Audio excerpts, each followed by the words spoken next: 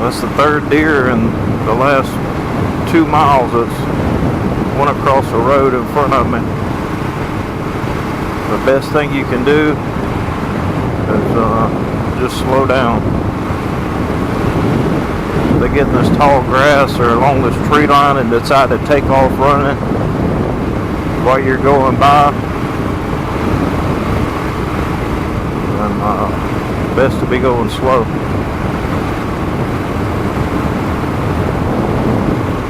You got like that vehicle there, you got headlights coming towards you. You got that glare on your visor. Even if the visor wasn't down, it'd be the brightness in your eyes. You're not going to see the deer's about to run out in front of you. So I just slow down, and I'll be able to stop sooner. Or if I don't see them in time to apply the brakes, then I'll hit them going a slower speed.